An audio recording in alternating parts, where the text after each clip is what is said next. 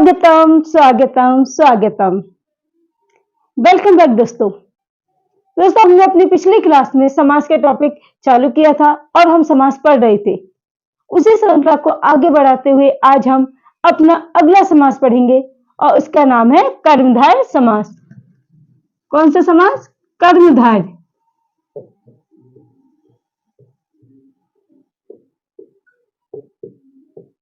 तो दोस्तों बताइए, कर्मधारय समास किसे कहते हैं? क्या होता है कर्मधारय समास में? देखिए, क्या होता है इसकी परिभाषा हम देखते हैं।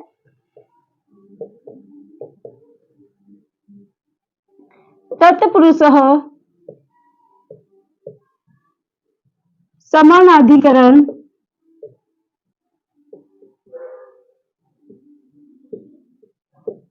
तत्पुरुष है, समानाधिकरण है कर्मधारय। सो समानाधिकरण कर्मधारय।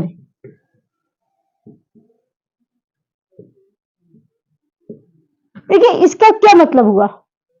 ये कह रहा है कि तत्पुरुष है समानाधिकरण कर्मधारय तत्पुरुष समास के विग्रह पद के दोनों पदों में समान विभक्ति होने पर कर्मधारय समास कहलाता है। देखो, मैंने जो तत्पुरुष समास पढ़ाया था उसी समय आपको बताया कि कर्मधारय समास तत्पुरुष समास का ही भेद होता है। अंतर क्या होता है कि तत्पुरुष समास में दोनों पदों में अलग अलग विभक्ति होती है, जबकि कर्मधारय समास में विग्रह पदों के दोनों पदों में समान विभक्ति होती है। बस इसमें आपको इतना ही ध्यान रखना है कि तत्पुरुष है समानाधिकरण कर्मधारय कि तत्पुरुष समास के विग्रह पदों में जब समान विभक्ति होती है तब कर्मधारय समास होगा। क्लियर? अब देखिए इसमें क्या होता है, दो पॉइंट आते हैं। एक होता है विशेषण विशेष, विशेषण विशेष कर्मधारय, और दूसरा होता है उपमान उपमेय, उपमान उपमेय।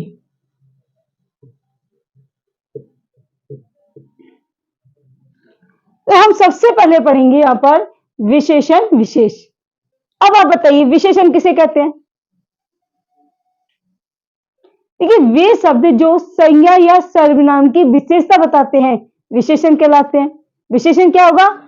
जो संज्ञा या सर्वनाम की विशेषता बताए, संज्ञा या सर्वनाम की विशेषता बताए, वो क्या हो गया हमारे विशेषण। और विशेष क्या होगा? अरे जिसकी विशेषता बताई जाती है, जिसकी विशेषता बताई जाती है,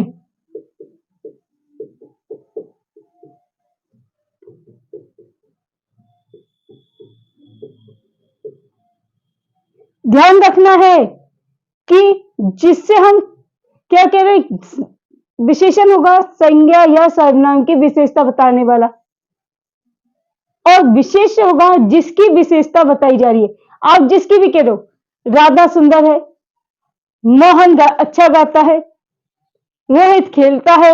अब खेलना के लिए होगी नहीं, रोहित अच्छा खेलता है, अच्छा खेलना। तो जब हम क्या करें विशेषता बताने किसी की, वो क्या हो गया विशेष, जिसकी विशेषता बताई। क्लियर? तो सबसे पहले हम यही पढ़ेंगे विशेषण विशेष कर्मधारय समास।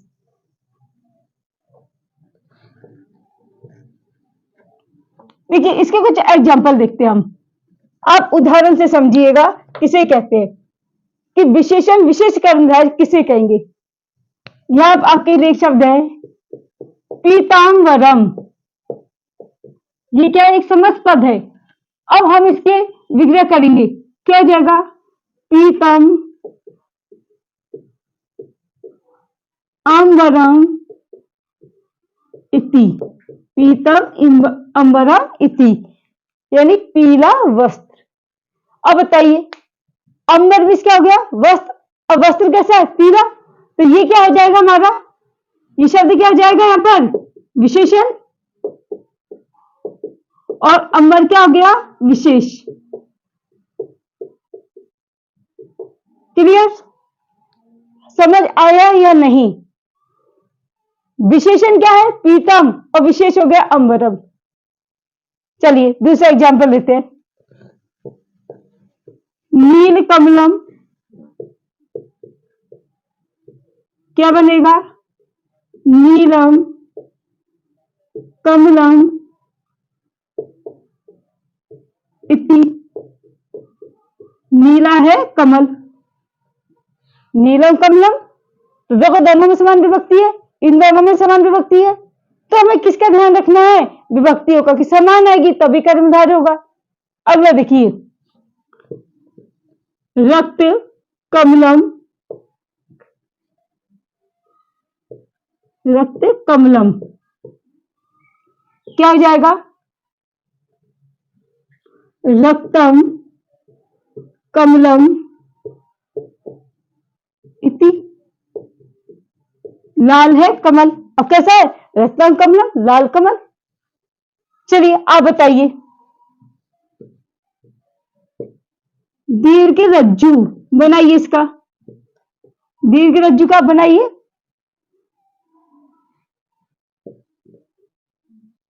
महापुरुष बनाइए, इनके जब तक मैं लिखती हूं आप बनाते जाइए। श्वेत वस्त्रम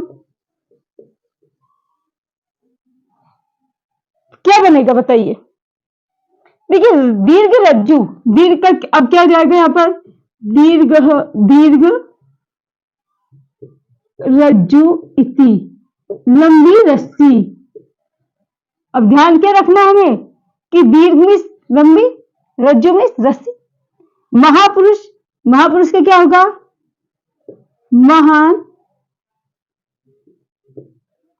पुरुष है, महान पुरुष है। श्वेत वस्त्रम का क्या होगा? सॉरी, श्वेत वस्त्रम, श्वेतम वस्त्रम इति। यहां भी आप इति लगा सकते हैं, और इति नहीं भी लगाए तब भी चल जाएगा। देखिए इन सब में समान विभक्ति है कि नहीं? रक्तम कमलम, दीर्घ रज्जु, महान पुरुष है, सब में समान विभक्ति आई है, और समान विभक्ति होने के कारण क्या हो गया हमारा? ये कर्मधारय समास। अब देखिए दूसरी चीज, ये सब क्या है? हमारे विशेषण है, और ये विशेष है, इसलिए इसको क्या नाम दे दिया? विशेषण विशेष कर्मधारय। कौन सा कर्मधारय? विशेषण विशेष। क्लियर? यहां तक समझ आया? तो चलिए एक शब्द मैं आपको देती हूं, आप उसे बना के बताइए। महाराज है, जल्दी से आप इसको बना के कमेंट बॉक्स में बताइए आपको आया या नहीं आया। जल्दी से बनाइए। देखिए सेकंड आता है इसका उपमान उपमेय। उपमान उपमेय कर्मधारय।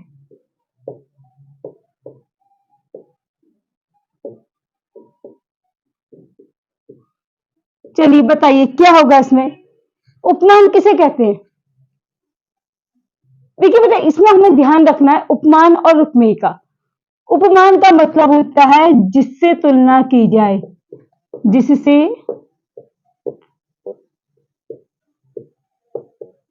तुलना की जाए। यानी कि अगर हम किसी भी व्यक्ति को, वस्तु को, किसी भी चीज को जिससे कंपेयर करते हैं, जिससे भी कंपेयर किया जा रहा है ना, उसको क्या बोलेंगे? उपमान। जिसे बोल दिया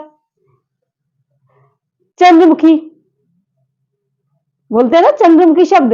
अब चंद्रमा के समान मुख वाली, तो चंद्रमा से कंपेयर किया कि नहीं हमारे मुख को, तो वो क्या हुआ? उपमान। दूसरा बोल दिया श्वेत कमलम। अब श्वेत कमलम, श्वेत कमलम बताइए विशेषण है विशेषण है? क्योंकि वहां तो विशेषता थी, लेकिन कंपेयर कर रहे हैं। ध्यान रखना है जहां कंपेयर किया जाता है, तुलना की जाती है, उसी को क्या बोलेंगे हम? उपमान। जैसे हमने बोल दिया सैलोत उन्नत है, सैलोत उन्नत है, यानी क्या हो गया? सैल से, पर्वत से भी ऊंचा। ठीक है, तुलना हो रही है कि नहीं हो रही? तो उसी के हम क्या बोलेंगे? जहां तुलना हो रही है उसको बोलेंगे उपमान। और उपमेय का मतलब क्या होता है? जिससे कंपेयर, जिसको कंपेयर कर रहे हो, जिस किसी को भी हम कंपेयर कर रहे हैं ना, अब कंपेयर यानी जिसकी तुलना की जाए।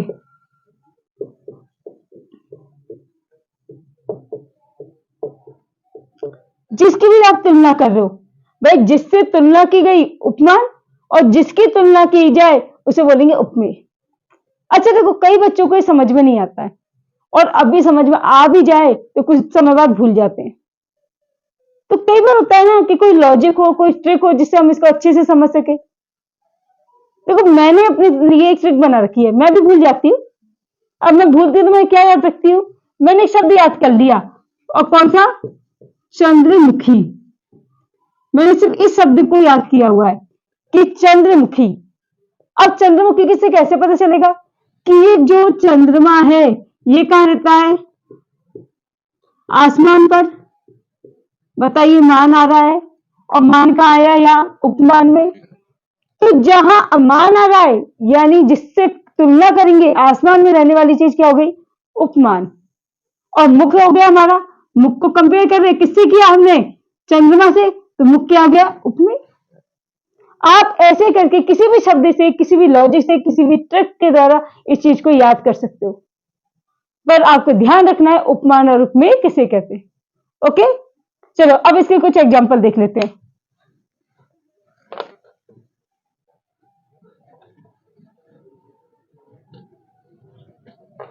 देखिए यहां उपमान, उपमेय, कर्मधारय।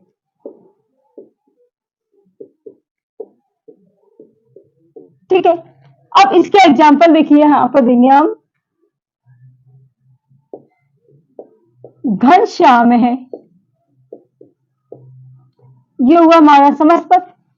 अब इसका विग्रह क्या होगा, घन इव श्याम है, घन इव श्याम है, घन के समान श्याम। अब घन यानी मेघ, मेघ के समान क्या है, श्याम मीन्स काला, तो मेघ के समान काला।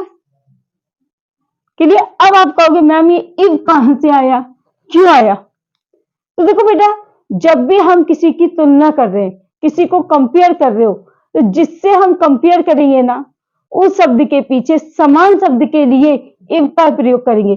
हम बोलते हैं ना, जैसे यहां हो गया, मेघ के समान काला। अब मेघ के समान काला है, तो घन मीन्स मेघ, श्याम मीन्स काला, तो के समान शब्द का अर्थ किससे लेंगे, वो आया हमारे इस इफ से। इसलिए जिससे भी आप कंपेयर कर रहे हो ना, उपमान शब्द के बाद इव लगेगा। क्लियर, ध्यान रखना, ये जो इव है ना केवल उपमान के बाद ही लगेगा। चलिए और एग्जांपल इसके हम देखते हैं क्या होगा।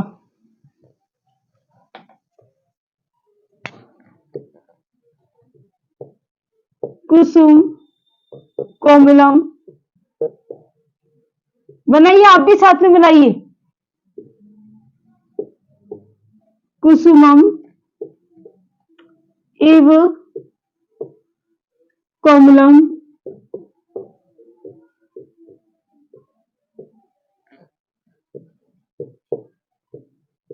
सलोन्नतः, क्या आ जाएगा इसका, देखो सलोन उन्नतः, इसमें संधि भी होती है। आप बताना कौन सी होती है, आपको आती है या नहीं। यहां तो मैं समास पद बता देती हूं, शैल इव उन्नत है, वज्र कठोरम, वज्र कठोरम, क्या बन जाएगा इसका, वज्र इव कठोरम। बताइए, वज्र के समान कठोर। क्लियर हुआ, समझ आया यहां तक। देखिए बेटा, इसमें एक चीज ध्यान देना, इसमें सारे उपमान आगे हैं, घन, कुसुम, शैल, वज्र, ये जितने भी उपमान शब्द है ना, ये आगे लिए, इसलिए हम इसका क्या नाम दे सकते हैं, इसको उपमान पूर्व कर्मधारय। क्या कहा इसको हमने, उपमान पूर्व कर्मधारय। क्लियर? अब देखिए और एग्जांपल देते हैं इसके। जैसे आ गया पुरुष व्याघ्र। अब आप मुझे बताइए, क्या कोई भी पुरुष, कोई भी व्यक्ति बाघ हो सकता है क्या? नहीं हो सकता। लेकिन उसके गुण उसके जैसे हो सकते हैं, उसका व्यवहार, उसके जो गुण है, क्वालिटी है, वो बाघ के जैसे हो सकती है। तो इसलिए हम पुरुष को क्या कर सकते हैं, बाघ के साथ कंपेयर कर लिया। तो यहां पर क्या हुआ, उपमान उपमेय। अब देखिए क्या होगा, पुरुष वाले लिया हमने, यहां पर तो हमने वज्र को लिया था, या पुरुष को लिया, तो इसका विग्रह क्या करेंगे हम, पुरुष व्याघ्र, पुरुष है व्याघ्र इव, क्या जाएगा, पुरुष व्याघ्र के समान। अब कई लोगों को समझ में नहीं आ रहा होगा, सोच रहे होंगे मैम ये क्या है, कभी इव यहां बीच में लगाते हो, कभी पीछे लगाते हो। जब मैंने अभी आपको पहले ही बता दिया कि इव जो शब्द है ना, हमेशा उपमान के पीछे आता है, और इसका अर्थ होगा पुरुष व्याघ्र के समान है।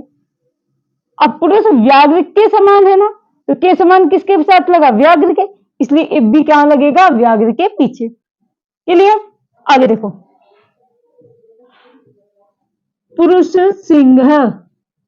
चलिए इसका आप बनाइए, पुरुष सिंह का आप बनाइए जल्दी से। मुख कमलम। चलिए इसका मैं बनाती हूं, आप पुरुष सिंह का बताइए मुझे। मुखम कमलम इव। एक और लीजिए, पुरुष नाग है, पुरुष है नाग इव। बताइए, पुरुष नाग के समान है। अब पुरुष कोई नाग तो नहीं हो सकता कि आके डस ले, नहीं ना, लेकिन उसके गुण ऐसे हैं, और उसके गुणों के कारण क्या कर दिया हमने, इसको पुरुष नाग बोल दिया। ठीक है, अब बताइए इसको हम क्या नाम देंगे। चलो इसको मैं बता देती हूं, यहां पर पुरुष है सिंह है इव। ठीक है, अब देखिए यहां पर क्या हुआ, इव शब्द पीछे आया है, यानी कि हमारा उपमान क्या है, पीछे है, और आगे क्या हो गया, उपमेय। तो इसको क्या बोल देंगे हम, उपमेय पूर्व पद कर्मधारय।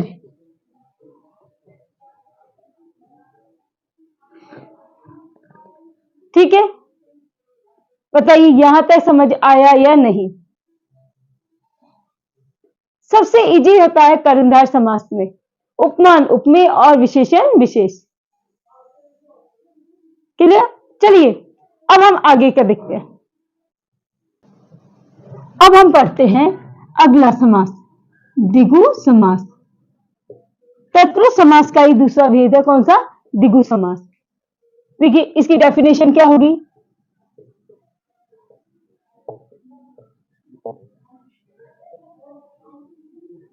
संख्या पूर्वो, क्या होगी, संख्या पूर्वो द्विगु।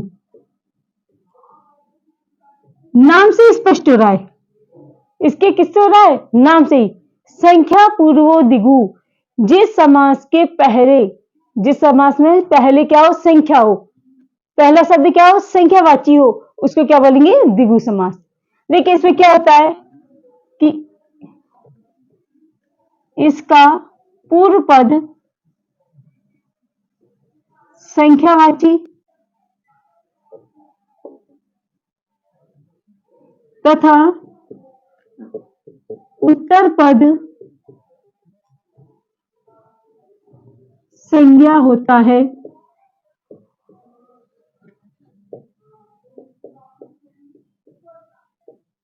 सबसे इंपॉर्टेंट चीज, पूर्व पद संख्यावाची, उत्तर पद संज्ञा होता है। क्लियर? दूसरा क्या होता है, यह प्राय समूह अर्थ में होता है। किसमें होगा, समूह अर्थ में होता है।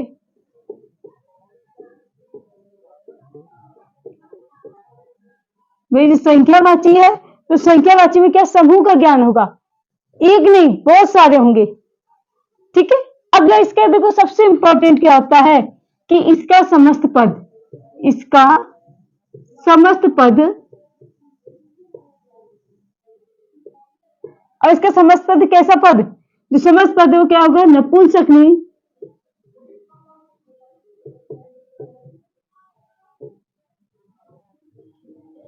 एक वचन में या स्त्रीलिंग या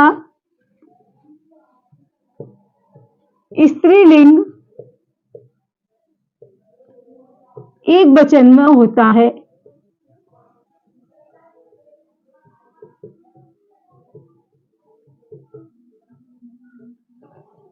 बस आपको इतना ही ध्यान रखना है कि इसका समस्त पद नपुंसकलिंग एक वचन में या स्त्रीलिंग एक वचन में होता है।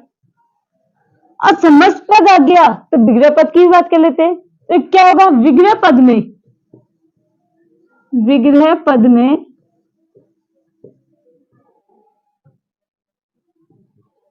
षष्ठी विभक्ति का प्रयोग होगा, षष्ठी विभक्ति का प्रयोग होगा।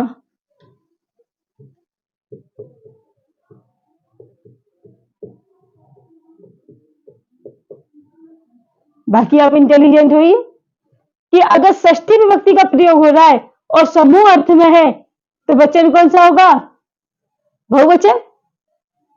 तो आपको ध्यान रखना है, इंपॉर्टेंट चीज सिर्फ ये है, क्या है कि इसका पहला पद संख्यावाची और उत्तर पद संज्ञा होगा। दूसरी बात कह रहा है कि प्राय समूह अर्थ में प्रयोग होता है, समस्त पद नपुंसकलिंग एक वचन या स्त्रीलिंग एक वचन में होगा और विग्रह पद में षष्ठी विभक्ति का प्रयोग होता है। क्लियर यहां तक। चलिए इसका एग्जाम्पल देखते हैं, जैसे आपको दे दिया यहां पर एक एग्जाम्पल, त्रिभुवनम, बताइए समस्त पद में आ गया, क्या बनेगा, त्रयाणाम भुवनानाम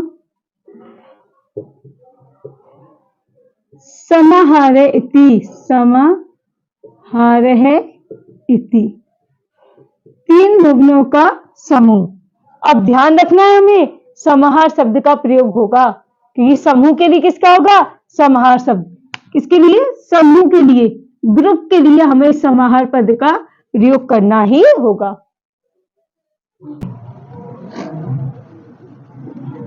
सप्तदिनम क्या हो जाएगा इसका, सप्तानाम दिनानाम समाहारेति, समाहारः इति, 7 दिनों का समूह। अगला देखिए, पंचपात्रम, पंचानाम पात्रानाम समाहारति,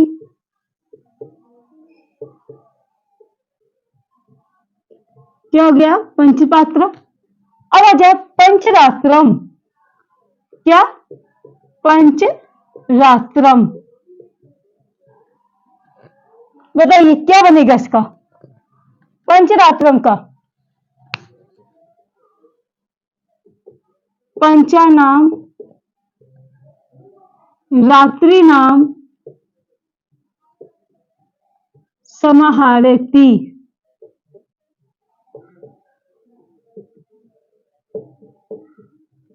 ध्यान रखना है आपको कि रात्रम और रात्रि, पंचरात्रम है, पंचरात्रम, लेकिन जब हम विग्रह करेंगे क्या हो जाएगा, रात्रि। चलिए अब बनाइए इसका, नवरात्रम, ये आप बनाइए और जल्दी से बताना कि नवरात्रि का क्या बनेगा, सॉरी नवरात्रम, ठीक है। तब मैं कुछ और बनाती हूं, चतुर्युगम, क्या बनेगा इसका, चतुर्नाम युगानाम समाहरति।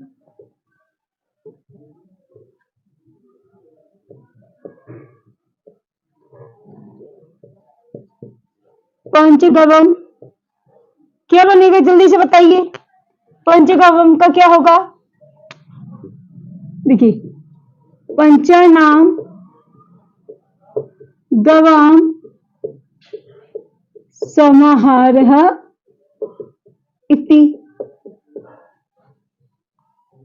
चलिए एक और, सप्ताह, इसको आप बनाइए और जल्दी से बताइए मुझे क्या बनेगा, इस सप्ताह का क्या बनेगा, जल्दी कीजिए। देखिए मैं बता देती हूं। हाँ, सप्ताह नाम, अब देखो सप्ताह यहां क्या आएगा, आ है, आ रहा है, यानी कि यहां पर जाएगा अहनम, अहनम, समाहारे, समाहारः इति। देखिए ये हर एक के लिए इंपॉर्टेंट है, चाहे ये 9th 10th के बच्चे हो या हम कोई कंपटीशन की तैयारी कर रहे हैं। ये एनसीईआरटी की बुक में जो दिए जाते हैं वही समासिक शब्दों को मैंने लिया है, इसलिए आप इसको जरूर से पढ़ें और प्रैक्टिस भी करें, ठीक है। अब देखेंगे पंचवटी। पंचवटी क्या हो जाएगा इसका? पंचानाम बटानाम समाहारति, समाहारः इति। अब इसमें ध्यान रखना, देखो 5 बट्टों का समूह, पंचवटी कोई जगह है उसका नहीं बोला है, वहां क्या है, जिस जगह पर भगवान श्री राम रुके थे जिसे हम पंचवटी कहते हैं, वहां 5 वट के पेड़ थे, इसलिए इसका नाम क्या पड़ गया, पंचवटी। और क्या बनेगा, पंचानाम बटानाम समाहारः इति। अगला त्रिलोकी, बताइए क्या बनेगा, त्रिलोकी क्या हो जाएगा, त्रयाणाम लोकानाम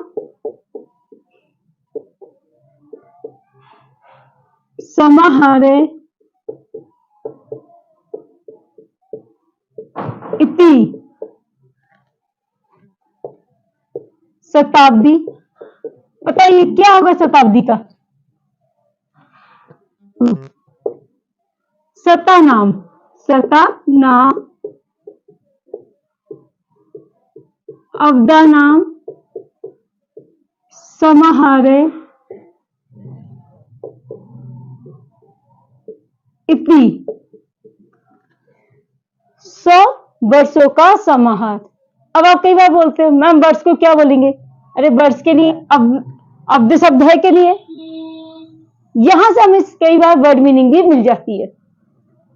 चलिए आप एक बना के बताइए मुझे, और ये है अष्टाध्यायी, अक्सर काम आता है अष्टाध्यायी, क्या बनेगा बताओ। चलिए मैं ही बता देती हूँ आपको क्योंकि ये इंपॉर्टेंट शब्द है। अष्टानाम अध्यया नाम समाहारे